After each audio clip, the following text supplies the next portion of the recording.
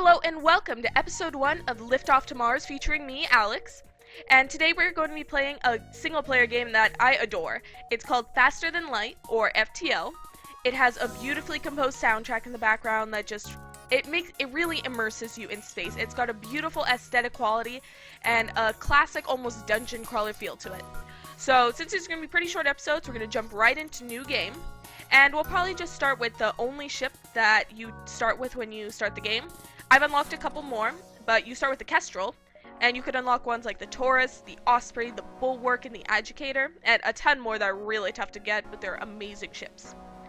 And so, the purpose of the game is you have to navigate through a bunch of star beacons in different systems to get all the way to the end, to the final boss, which you have to deliver, I'm not actually sure what you have to deliver. I'm pretty sure it's vital information to the remains of the Federation fleet that are being wiped out by a rebel alliance.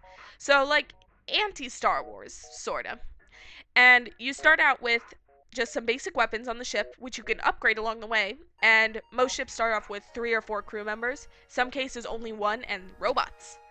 And there's 2 modes, easy and normal. It's more so like easy is like normal mode, and normal is like hard. I heard in their new expansion they're going to be introducing a hard mode, which I would like to also just call Dante's Inferno, because you will die. I don't think I'll ever be able to complete that. You can even name your crew in this, but I really don't recommend that because I guarantee you 100% they will all die horrible deaths. So let's start! The data you carry is vital to the remaining Federation fleet. You need supplies for the journey, so make sure to explore each sector before moving on to the next. But get to the exit before the pursuing rebel fleet can catch up. Continue! So it's always good to assign a couple people to some of the stations to man. Now there's only 3 stations that can be manned currently, and that's shields, which is represented by this, weapons, represented by little guns like pew pew, and then the engine. I like to have someone manning the shields, and then someone manning the guns. Engines, even though they're incredibly important, and a lot of people might hate on me for this, I try not to get someone to man them until I have a couple more crew members. Because honestly, I think in the first sector at least, you really do want to have just shields and weapons are your primary source of, like, focus on that right now. So here's a distress beacon, and we're going to jump to that, see if there's anyone who needs help there, because distress, oh, they're calling out for help, but it could be a trap. You find the source of the distress call. A small research station appears. A small laboratory fire got out of control and is threatening to destroy the station. Their fire suppression system is not responding. So we have 3 options here. We can either send a crew member in a shuttle to help out with the fire, we can dock and try to rescue the survivors, or we can leave. And you kind of have to think beyond, like, how would each situation affect you? Like, say, I might send a crew member into a shuttle to put out the fire. Maybe that'll put out the fire, but that could also cause my crew member to be susceptible to the fire. I could dock and try to rescue them, but then the fire might spread to my ship. And I can leave, which, guilt on my conscience, but nothing will happen. I'm gonna try to dock and rescue survivors. Oh no. You pull up along the side station and cut through their hull. You're able to rescue a few survivors, but many more are lost. One of the survivors offers to join your crew, and you offload the rest at a nearby station. Well, hot damn! Now we have an Engi, who's another one of the races. He can go and man the engines. This is a good first run. That was a good first jump, and we got 10 scrap from it, which we can use to upgrade the ship later. Oh, 2 distress beacons. Eeny, meeny, miny, mo, catch a tiger by the toe. If he hollers, let him go. Eeny, meeny, this one. And what horror awaits me here? Oh, nope. No, I'm noping out of this. You find a number of ships fleeing from a small space station. You hail them asking what's wrong. Help! We're being overrun by some sort of giant alien spiders. You can either send a crew in to help, or you can leave. I'm leaving. Because almost 100% of the time, I guarantee you, your crew is going to get eaten by a spider. Not a fun time for them. I'm not risking my crew. I'm sorry. Call me what you may, but I'm looking out for my crew's best interest here. We're going to get some action? Yes! Looks like, oh, stumble across a forward scout of the rebel fleet. They're powering up their FTL. Oh no!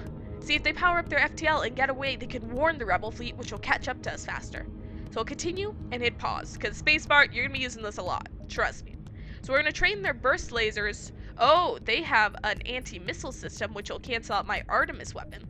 So we're going to want to have to destroy their drone control and then send the Artemis in for their shields.